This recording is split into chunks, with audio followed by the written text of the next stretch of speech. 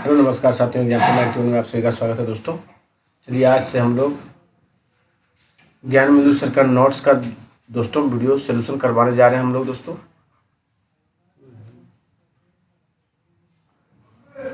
वैदिक साहित्य पर चर्चा करने जा रहे हैं हम लोग दोस्तों, वैदिक साहित्य पे दोस्तों।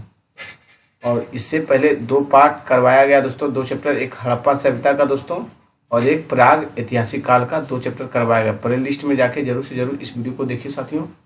और जो नए भाई बहन और साथी हमारे होंगे वो वीडियो देख रहे होंगे, चैनल को जरूर से जरूर सब्सक्राइब कीजिएगा और अपने साथियों को भी जरूर से जरूर शेयर कीजिएगा साथियों।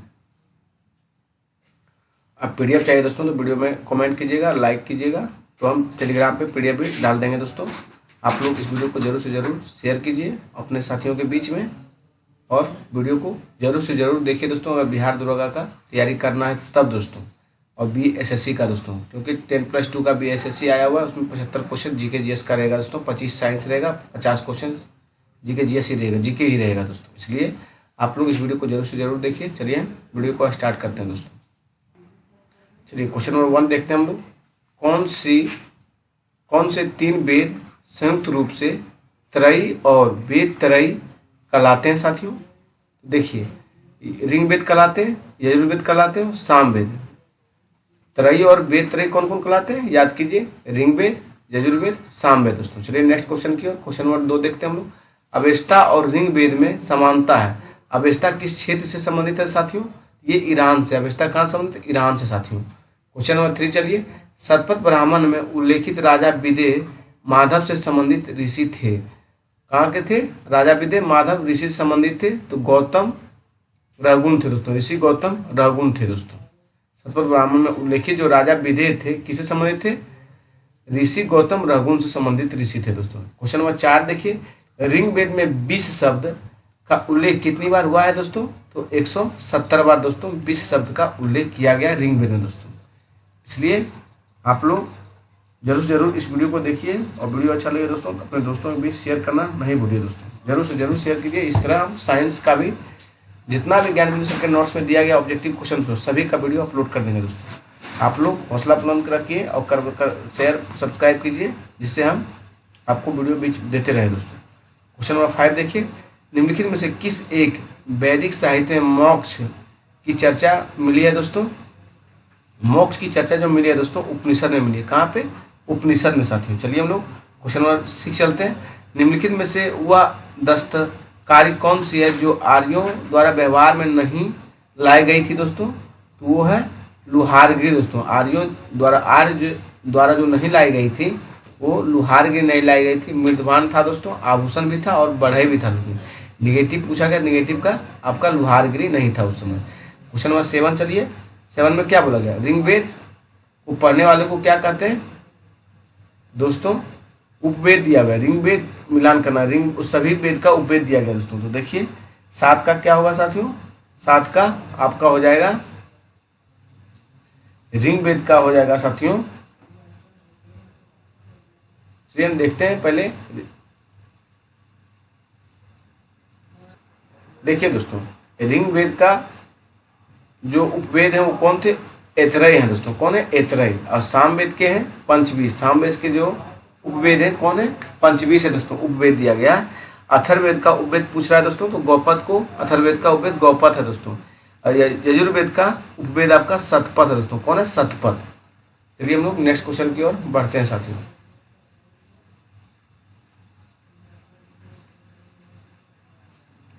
आठ देखिए। ऋग्वेद में उल्लेखित यव शब्द किस कृषि उत्पाद हेतु प्रयुक्त किया गया है दोस्तों? क्या बोला गया है? ऋग्वेद में उल्लेखित यव शब्द किस कृषि उत्पाद हेतु प्रयुक्त किया गया है? तो दोस्तों जौ को किया गया। किसको? जौ को दोस्तों। यव संस्कृत वर्ड है दोस्तों जौ का। क्वेश्चन नंबर 9 देखिए। संस्कारों की कुल संख्या 16 होती है। कितनी दोस्तों? 16। चलिए 10 नंबर देखते हैं हम लोग। वैदिक नदियां हैं और आधुनिक नाम है दोस्तों। मिलाना है हम लोगों को। चलिए मिलाते हैं। क्या बोला? कुंभा दोस्तों। कुंभा का वर्तमान आधुनिक नाम क्या है? काबुल है दोस्तों। अब पुरुषनी का वर्तमान नाम क्या है? आपका हो जाएगा रावी। पुरुषनी का वर्तमान नाम है दोस्तों। अशदानिरा का दोस्तों गंडक है। क्या है? गंडक है साथियों। और सदुत्री का सतलज है वर्तमान नाम दोस्तों। चलिए हम लोग आगे चलते हैं। क्वेश्चन नंबर 11 क्यों किस वेद में सर्वप्रथम वर्ण शब्द का नमोलेख मिलता है साथियों? क्या पूछा गया, फिर से पढ़िए। किस वेद में सर्वप्रथम वर्ण शब्द का नमोलेख मिलता है? तो दोस्तों ऋग वेद में मिलता है। किस वेद में? ऋग वेद में। क्वेश्चन नंबर 12 देखिए, मिलान करना है। 12 मिलान करना, चलिए मिलान करते हैं।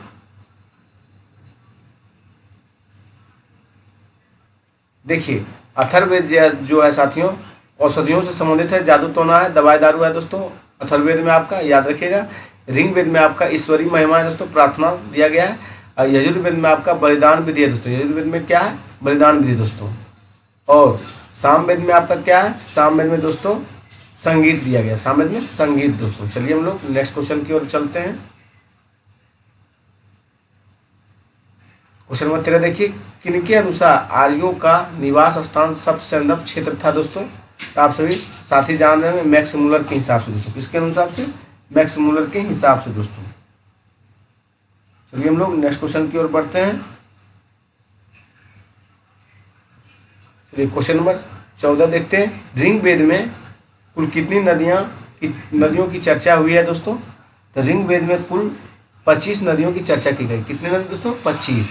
15 देखिए, कठोपनिषद, मैत्रेयनी और श्वेता स्वरूप निषद किस वेद पर आधारित है साथियों? तो ये यजुर्वेद पे आधारित है। किस पे दोस्तों? यजुर्वेद पे आधारित है। फिर से एक बार पढ़ लिया जाए। कठोपनिषद, मैत्रेयनी और श्वेता स्वरूप निषद किस वेद से आधारित है? यजुर्वेद से दोस्तों। 16 देखिए, निम्नलिखित में से वेदांत दर्शन किसे कहा जाता है दोस्तों? तो वेदांत दर्शन उपनिषद को कहा जाता है। किसे कहते हैं? उपनिषद को दोस्तों। चलिए 17 देखते हैं, हम लोग मिलान करना है। चलिए मिलान करते हैं। क्या दिया गया है? सांख्य दर्शन दोस्तों। कपिल है, कौन है? कपिल सांख्य दर्शन के प्रतिपादक है। पूर्व मीमांसा जैमिनी है दोस्तों, पूर्व मीमांसा जैमिनी। उत्तर मीमांसा वादरायण है दोस्तों। न्याय दर्शन गौतम है दोस्तों। फिर से एक बार देख लिया जाए। सांख्य दर्शन जो है वो कपिल है साथियों, और पूर्व मीमांसा जो है वो जैमिनी है, और उत्तर मीमांसा जो है वादरायण है, और न्याय दर्शन जो है गौतम है दोस्तों। चलिए हम लोग नेक्स्ट क्वेश्चन की ओर बढ़ते हैं। 1 नंबर का है दोस्तों। 18 देखिए, ऋग्वेदिक काल में कितने प्रकार की विवाह का प्रचलन था साथियों? तो 2 प्रकार के विवाह का प्रचलन ऋग्वेदिक काल में था दोस्तों। कितने? 2 प्रकार का। 19 देखिए, आर्यों की प्रशासनिक इकाई का सही क्रम क्या है दोस्तों? आर्यों की प्रशासनिक इकाई का सही क्रम आपका हो जाएगा, कुल हो गया दोस्तों, ग्राम हो गया, 20 हो गया, जन हो गया। क्या है? कुल है, ग्राम है, 20 है और जन है दोस्तों। फिर से देखिए, आर्यों की प्रशासनिक इकाई क्या है? कुल है, ग्राम है, 20 है, जन है साथियों। क्वेश्चन नंबर 20 देखिए, उत्तर वैदिक काल में सबसे प्रिय देवता कौन है दोस्तों? उत्तर वैदिक काल की जो सबसे प्रिय देवता है वो प्रजापति है दोस्तों। कौन है? प्रजापति। एक चीज देखिए, किस ग्रंथ में स्त्री को अर्धांगिनी कहा गया है दोस्तों? स्त्री को अर्धांगिनी शतपथ ब्राह्मण ग्रंथ में कहा गया। किसमें? शतपथ ब्राह्मण ग्रंथ में दोस्तों। चलिए हम लोग नेक्स्ट क्वेश्चन की ओर चलते हैं।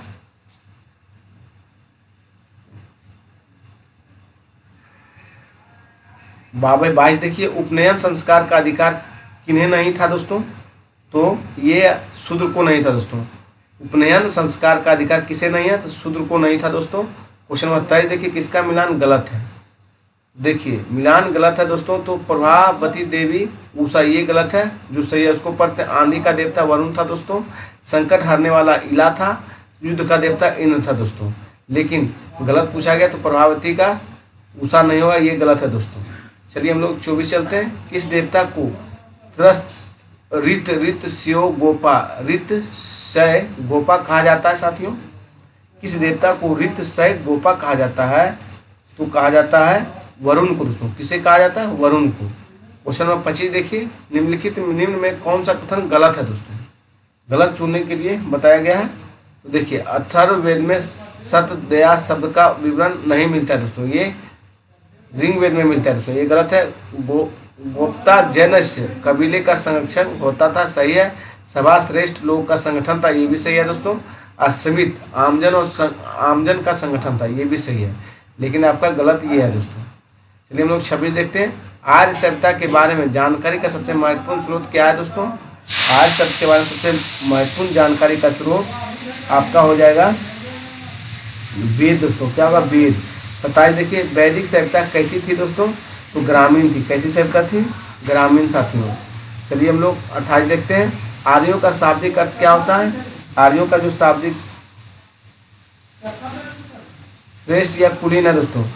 आर्यों का शाब्दिक अर्थ क्या है? श्रेष्ठ या कुलीन दोस्तों। 29 देखिए, ऋग्वैदिक संस्कृति का काल किसे कहा जाता है? तो साथियों, ऋग्वैदिक संस्कृति का काल 1500 बीसी से 1000 बीसी को कहा जाता है। कितना? 1500 बीसी से 1000 बीसी को कहा जाता है दोस्तों। क्वेश्चन नंबर 30 देखिए, उत्तर वैदिक संस्कृति का काल किसे माना जाता है दोस्तों? ये माना जाता है 1000 बीसी से 600 बीसी दोस्तों। उत्तर वैदिक काल संस्कृति का काल किसे कहा जाता है? 1000 बीसी से 600 बीसी दोस्तों। एक चीज देखिए, आर्यों का मूल निवास स्थान को लेकर मिलान करना है दोस्तों। चलिए हम लोग देखते हैं।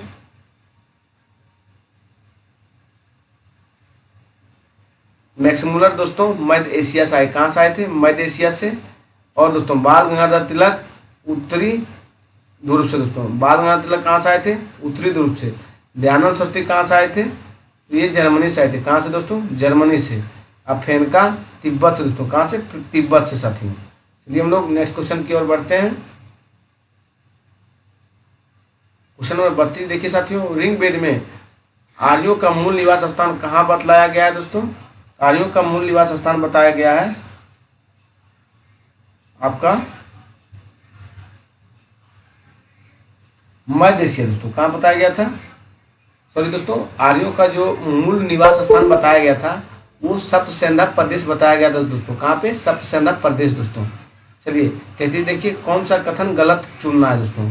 तो ऋग्वेद में कुल 25 नदियों का विवरण मिलता है। ये सही है दोस्तों, ये आपका सही है। ऋग्वेद काल में सबसे महत्वपूर्ण नदी सरस्वती है दोस्तों। नहीं दोस्तों, सबसे महत्वपूर्ण नदी सिंधु है दोस्तों। कौन सा है? सिंधु दोस्तों। ये गलत है आपका, गलत कथन बोला है तो गलत का गलत होगा दोस्तों। बी आपका गलत है दोस्तों। ऋग्वेद में गंगा नदी की चर्चा एक बार हुई, ये सही है आपका है। ऋग्वेद में यमुना नदी की चर्चा 3 बार है दोस्तों। ये भी आपका सही है दोस्तों।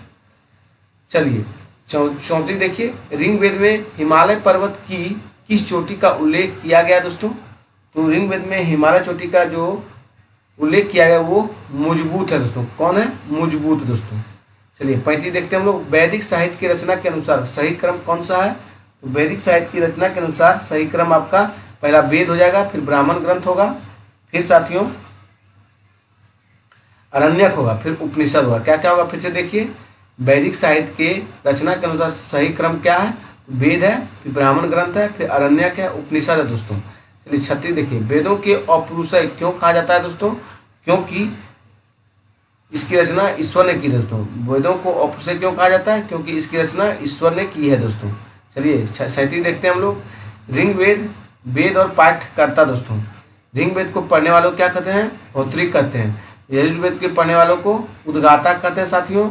सामवेद पढ़ने वालों को ब्रह्मा जी कहते हैं और अथर्ववेद पढ़ने वालों को अथर्वयु कहते हैं दोस्तों।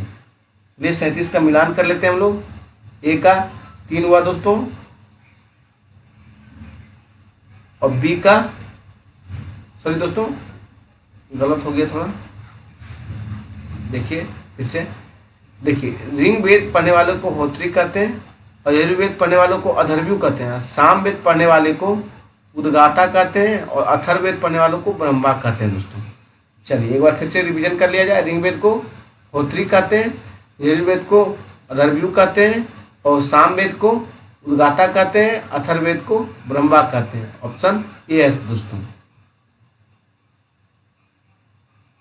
चलिए हम लोग आगे की ओर बढ़ते हैं।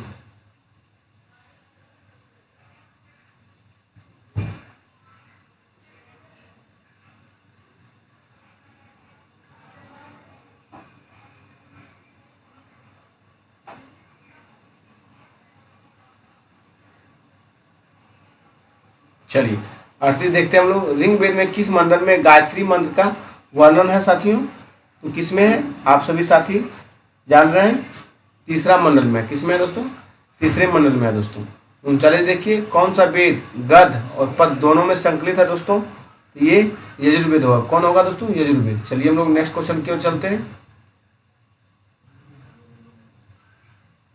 चलिए क्वेश्चन नंबर 40 देखिए, ऋग्वेद का सबसे पुराना मंडल कौन सा है दोस्तों? ऋग्वेद का सबसे पुराना मंडल दूसरा और सातवां है। कौन है दोस्तों? दूसरा सातवां। 41 देखिए कौन सा कथन सही है, तो ऋग्वेद में 7वां मंडल भगवान विष्णु को समर्पित है दोस्तों। ये सही है दोस्तों। ऋग्वेद का जो 7वां मंडल है भगवान विष्णु को समर्पित है। ऋग्वेद का 9वां मंडल जो है भगवान शिव को समर्पित है। ऋग्वेद का 10वां मंडल भगवान ब्रह्मा को समर्पित है दोस्तों। सभी क्वेश्चन सही है दोस्तों, इनमें सभी सही है साथियों। हम लोग नेक्स्ट क्वेश्चन चलते हैं। 42 देखिए भारतीय संगीत का जनक किस वेद को कहा जाता है, आप सभी साथी जानते होंगे, सामवेद को कहते हैं। 43 देखिए छंदोगा है और जेमनी किस वेद के प्रमुख उपनिषद है दोस्तों, तो आप सभी साथी कमेंट कीजिए। सामवेद का, किसका है, सामवेद का। छंदोगा है और जेमिनी किस वेद से प्रमुख उपनिषद है, तो सामवेद के दोस्तों। 44 देखिए किस वेद में आर्यों के साथ साथ अनार्यों का भी उल्लेख है दोस्तों, तो ये हो जाएगा आपका अथर्ववेद दोस्तों। क्या बोला गया, किस वेद में आर्यों के साथ साथ अनार्यों का भी उल्लेख है, तो अथर्ववेद दोस्तों। किसमें, अथर्ववेद में। 45 देखिए मुंडकोपनिषद, प्रश्नोपनिषद और मांडुक्योपनिषद किस वेद पर आधारित है साथियों, ये आपका आधारित है दोस्तों अथर्ववेद। किस पे, अथर्ववेद पर आधारित है दोस्तों। मुंडकोपनिषद, प्रश्नोपनिषद और मांडुक्योपनिषद किस वेद पे आधारित है, अथर्ववेद पे दोस्तों। चलिए देखिए मिलान करना है दोस्तों, वेद है और उपवेद है दोस्तों। चलिए हम लोग देखते हैं क्या है क्वेश्चन। चलिए मिलाते हैं हम लोग। ऋग्वेद पढ़ने वाले को, ऋग्वेद का उपवेद क्या है दोस्तों, आयुर्वेद है। कौन है, उपवेद आयुर्वेद दोस्तों। अथर्ववेद को पढ़ने वाले को क्या कहते हैं हम लोग, शिल्पवेद कहते हैं। इसका अथर्ववेद का उपवेद क्या है दोस्तों, शिल्पवेद है। क्या है, शिल्पवेद। सामवेद को क्या कहते हैं, श्यामवेद को कहते हैं धनुर्वेद दोस्तों। सामवेद का जो उपवेद है उसे हम लोग धनुर्वेद कहते हैं। और यजुर्वेद का को हम लोग गंधर्ववेद कहते हैं। क्या कहते हैं, गंधर्ववेद। फिर से एक बार देख लिया जाए, ऋग्वेद के उपवेद कौन है, आयुर्वेद है दोस्तों। अथर्ववेद के उपवेद आपका शिल्पवेद हो गया। कौन हो गया, शिल्पवेद। और सामवेद के उपवेद हो गए धनुर्वेद दोस्तों। कौन हो गए, धनुर्वेद। और यजुर्वेद के उपवेद कौन हो गए, गंधर्ववेद। कौन हो गए, गंधर्ववेद दोस्तों। चलिए हम लोग नेक्स्ट क्वेश्चन की ओर चलते हैं। 47 देखिए कौन सा कथन सही है, सबसे विशाल ब्राह्मण ग्रंथ शतपथ ब्राह्मण ग्रंथ है। सही है दोस्तों, एकदम सही है।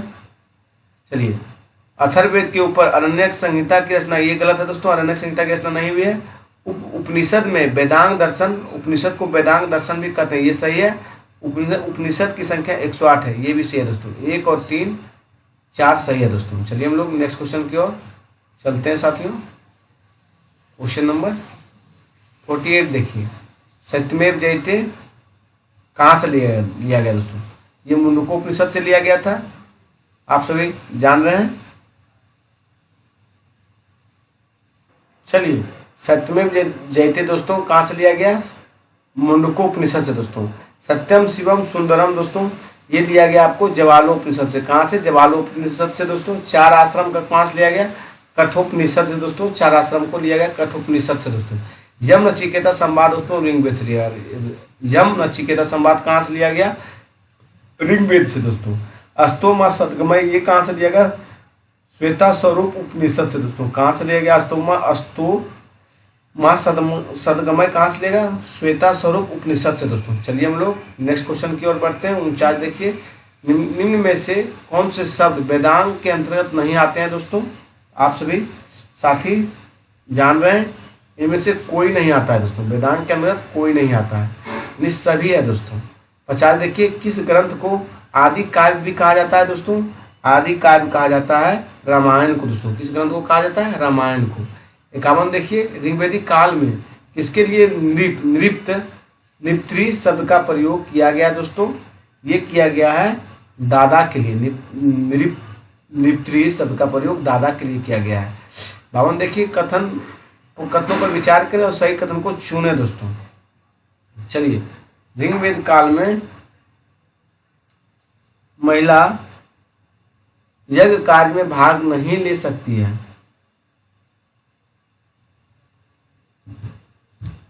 बात सही है दोस्तों।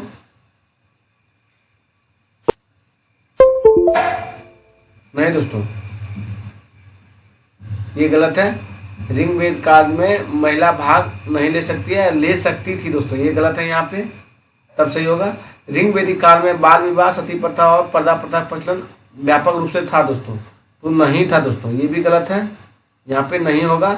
फिर ऋग्वेदिक काल में आजीवन अविवाहित रहने वाले महिला को अमाजू कहा जाता था, ये सही है दोस्तों, केवल 3 सही है दोस्तों, केवल 3 आपका सही है दोस्तों। 53 देखिए, प्रतिलोम विवाह का तब माना जाता है दोस्तों जब उच्च वर्ण की नारी निम्न वर्ग के पुरुष के साथ विवाह कर लेती है, तो उसे क्या कहते हैं? प्रतिलोम विवाह कहते हैं दोस्तों। प्रतिलोम विवाह कब तब माना जाता है जब उच्च वर्ण की नारी निम्न वर्ग के पुरुष के साथ विवाह कर लेती है, तो उसे प्रतिलोम विवाह कहते हैं साथियों। चलिए हम लोग नेक्स्ट क्वेश्चन की ओर चलते हैं। 54 देखिए दोस्तों, निम्न में से कौन सा कबीला आर्यों का था दोस्तों? तो आर्यों का जो कबीला था अनु था, तरवसु था और यदु था दोस्तों, वो पर विष नहीं था दोस्तों, इसलिए ऑप्शन ए आपका सटीक होता है दोस्तों। चलिए हम लोग आगे बढ़ते हैं। 55 देखिए, आर्यों का सबसे बड़ी प्रशासनिक संगठन कौन सी थी दोस्तों? तो ये संगठन आपका जन था दोस्तों। आर्यों की जो प्रशासनिक संगठन थी कौन थी? जन दोस्तों। 56 देखिए, निम्न कथनों पर गलत कथन को चुने, तो गलत कथन को चुनना है दोस्तों। ऋग्वेदिक कालीन सबसे प्राचीन संगठन विदत था दोस्तों, सही है।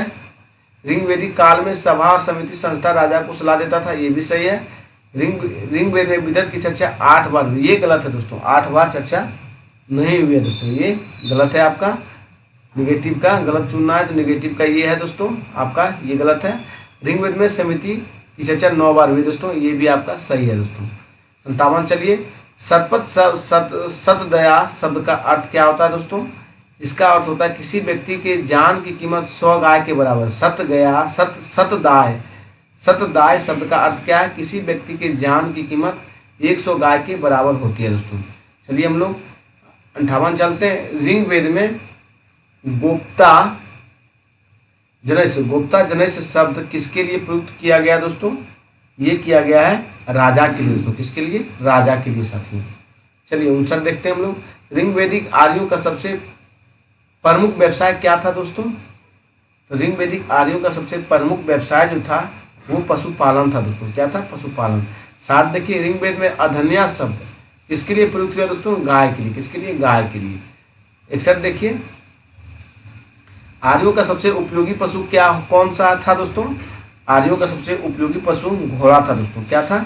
सॉरी दोस्तों, कुत्ता था। क्या था? कुत्ता दोस्तों। ये 62 देखिए, किसका मिलान गलत है दोस्तों? गलत मिलान चुनना है दोस्तों। तो रथेस्ट इन था दोस्तों, ये सही है आपका है। फिर दोस्तों आपका 7 जिह्वा, ये भी अग्नि है, ये भी सही है। लोमपाल ब्रह्मा, ये गलत है दोस्तों। वरुण रित से गोपा, ये भी सही है दोस्तों। गलत आपका ये है, जो सही है टिक कर दिए, जो गलत है बता दिए दोस्तों। 63 देखिए, किसका मिलान सही है? वेद 4 होते हैं, ये भी आपका सही है पूछा दोस्तों, ये गलत है, तीनों गलत है दोस्तों। पुराण 18 दोस्तों, मिलान सही करना, ये आपका सही है दोस्तों। चलिए हम लोग नेक्स्ट पहले देख लेते हैं थोड़ा सा दोस्तों।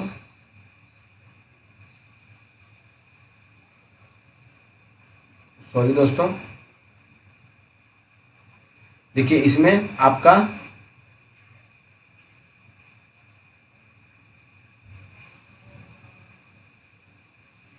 सभी सही है दोस्तों। वेद 4 होते हैं, वेदांग 6 होते हैं, उपनिषद 108 होते हैं, पुराण 18 होते हैं। 1 भी सही है, 2 भी सही है, 3 भी सही है, 4 भी सही है दोस्तों। चलिए हम लोग आगे बढ़ते हैं। उपर्युक्त में से सभी सही हो जाएगा दोस्तों। चलिए हम लोग नेक्स्ट क्वेश्चन की ओर बढ़ते हैं। 64 देखिए,